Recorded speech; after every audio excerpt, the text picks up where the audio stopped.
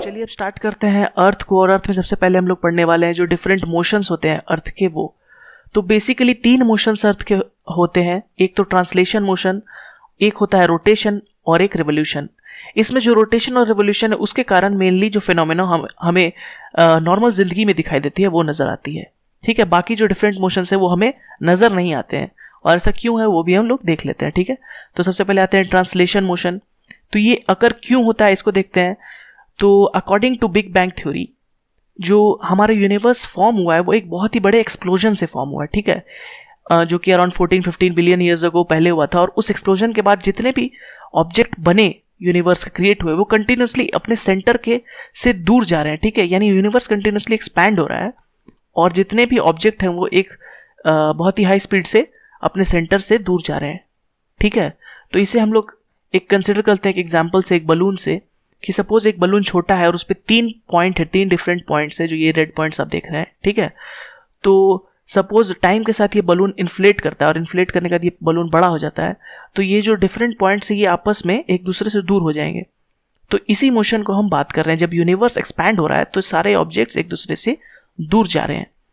ठीक है, तो अब यूनिवर्स में भी बहुत सारे ऑब्जेक्ट्स होते हैं, उन्हीं में से हमारा एक अर्थ भी है।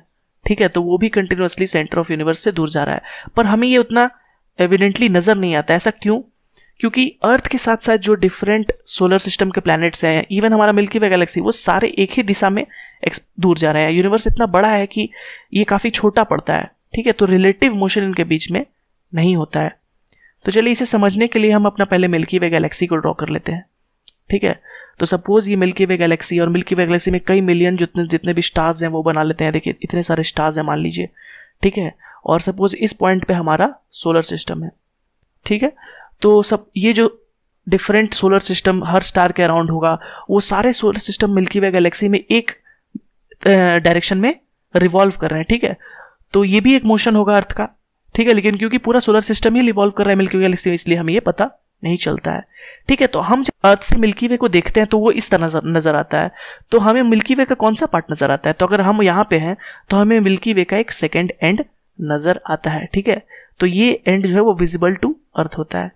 ठीक है, तो अब हम बात करते हैं मोशन की। तो जब ये टोटल मिल्की वे गैलेक्सी ही हम कह रहे हैं सेंटर ऑफ यूनिवर्स से दूर जा रहा है।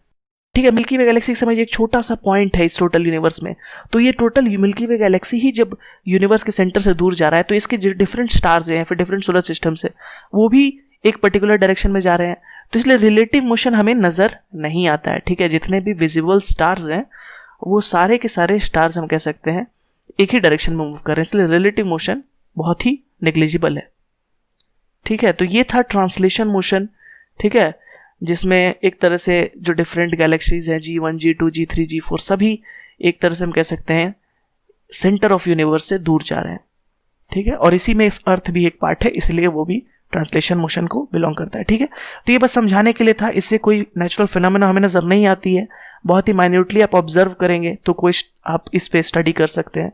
ठीक है, अब जो 2 हम लोग फैक्टर पढ़ने वाले हैं, एक रोटेशन ऑफ अर्थ और एक रिवोल्यूशन ऑफ अर्थ, इससे हमें डेली लाइफ में बहुत सारे नेचुरल फिनोमेना नजर आएंगे।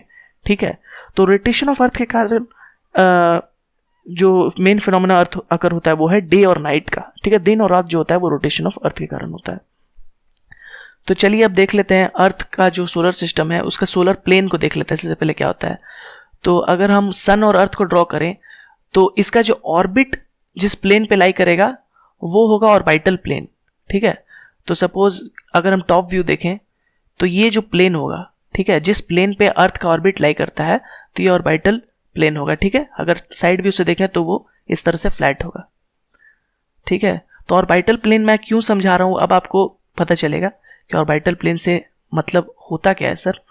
तो अगर हम इस सन को एक तरह से बिना स्केल के ड्रॉ करते हैं, ठीक है, तो ये अगर ऑर्बिटल प्लेन है तो अर्थ जो रोटेट करता है वो ऑर्बिटल प्लेन से परपेंडिकुलर नहीं रोटेट करके ऑर्बिटल प्लेन से हल्का 23.5 डिग्री के टिल्ट पर रोटेट करता है।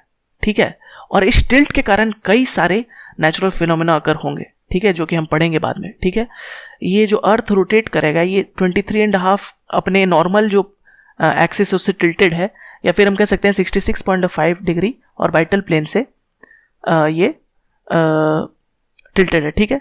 तो ये जो जोन आप देख रहे हैं, इस डायरेक्शन में सनलाइट पड़ती है तो डे होती है, और जो ये डॉटेड लाइन मैं दिखा रहा हूँ, डॉटेड एरिया, ये नाइट एरिया होगा, क्योंकि इस पे सन नहीं पड़ती है, सनरेज।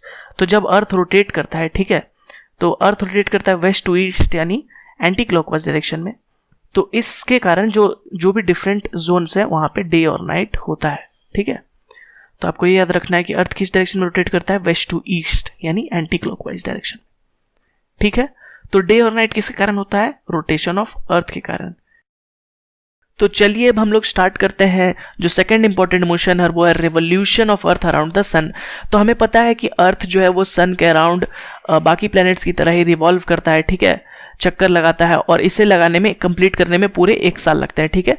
तो जब सन के अराउंड एक पूरा राउंड कंप्लीट कर लेता है अर्थ, तो उसे 1 ईयर यानी 365 डेज, एक तरह से 1/4 डेज कहते हैं, ठीक है, 365.25 डेज। तो ये होता है साल, ठीक है। तो साल किसके कारण अकर होता है, रेवोल्यूशन। तो डे और नाइट अकर होता है तो रोटेशन के कारण, और ईयर अकर होता है रेवोल्यूशन के कारण, ठीक है। तो एक और अब हम फैक्ट देख लेते हैं कि जो सन के अराउंड अर्थ जो रिवॉल्व करता है वो एक सर्कुलर ऑर्बिट पे नहीं करता है, बल्कि हल्के एलिप्टिकल ऑर्बिट में करता है।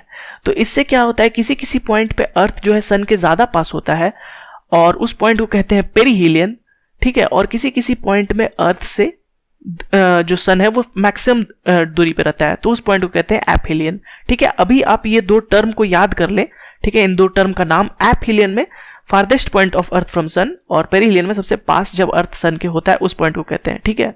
इसके कारण जो नेचुरल फेनोमेना होगा उसे हम बाद में डील करेंगे, ठीक है।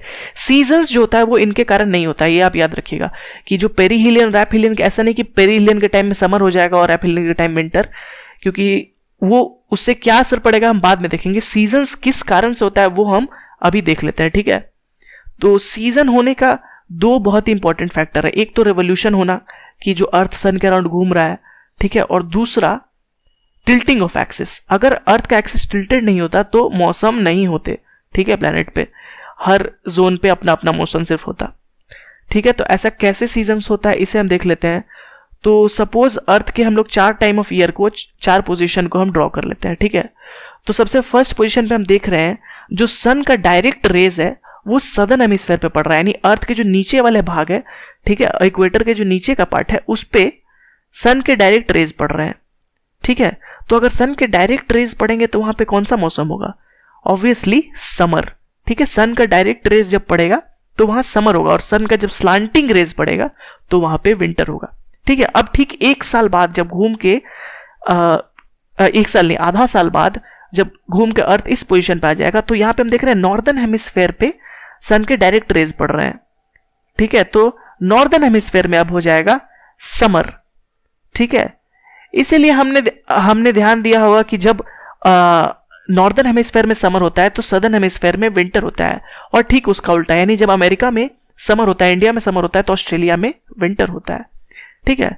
अब अगर हम बात करें इस पोजीशन में नॉर्दर्न हेमिस्फीयर की, तो इस पे भी सनलाइट जा रहा है लेकिन काफी स्लांटिंग वे में जा रहा है, हम देख रहे हैं डायरेक्ट वे सनलाइट नहीं जा रहा है, तो इस कारण से जो नॉर्दर्न हेमिस्फीयर में विंटर है, ठीक है। तो जो मेनली सीजन अगर करते हैं वो डिपेंड इस पे करते हैं कि जो अर्थ का सरफेस है उस पे सन रेज डायरेक्टली पड़ रहे हैं या फिर स्लांटिंग रेज पड़ रहे हैं, ठीक है, ना कि इस पे कि उस समय अर्थ सन से क्लोज है या दूर, ठीक है। यानी एपहीलियन पेरीहीलियन का असर बहुत ही माइन्यूट पड़ता है, ठीक है। मेन असर जो पड़ता है वो टिल्टिंग ऑफ एक्सिस के कारण होता है, ठीक है। अब इसी पोजीशन में अगर हम देखें कि विंटर जो है वो सदर्न हेमिस्फीयर में होगा, क्यों, क्योंकि स्लांटिंग रेज पड़ेगा, ठीक है।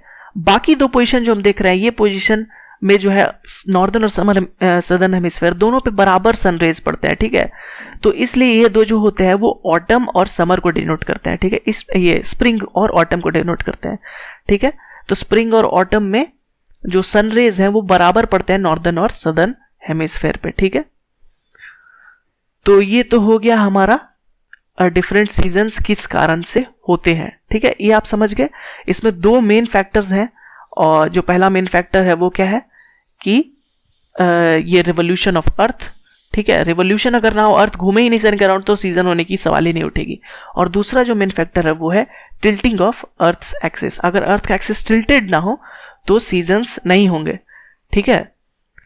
तो ये 2 फैक्टर है। एक और क्वेश्चन आता है कि सदर्न हेमिस्फेयर में जो मौसम है वो ज्यादा एक्सट्रीम होता है कंपेयर टू नॉर्दर्न हेमिस्फेयर। मतलब जो विंटर है वो ज्यादा ठंडा होता है और जो समर है वो ज्यादा गर्म होता है सदर्न हेमिस्फेयर में। ऐसा क्यों? तो इसका कारण होता है एपहेलियन और पेरिहेलियन। ठीक है, तो जब समर पड़ता है, ठीक है, सदर्न हेमिस्फेयर में, उसी टाइम जो है अर्थ क्लोजेस्ट भी होता है सन के। ठीक है, तो भले ही नॉर्दर्न में जो है विंटर है लेकिन उस समय सन से क्लोजेस्ट पड़ेगा। ठीक है, इस कारण से क्या होता है कि जो नॉर्दर्न हेमिस्फेयर में उसमें मौसम थोड़ा मतलब सर्दी कम पड़ती है और जो सदर्न हेमिस्फेयर में उसमें सर्दी ज्यादा पड़ेगी और गर्मी ज्यादा पड़ेगी। ठीक है, तो ये एक फैक्टर होता है एपहेलियन और पेरिहेलियन का अर्थ के सीजन्स पे। ठीक है, अर्थ के मौसम पे कह सकते हैं। उसके अलावा ज्यादा फर्क नहीं पड़ता है। ठीक है, तो चलिए इसी के साथ हमारा जो डिफरेंट मोशंस ऑफ अर्थ है अराउंड द जो भी है वो कंप्लीट होता है।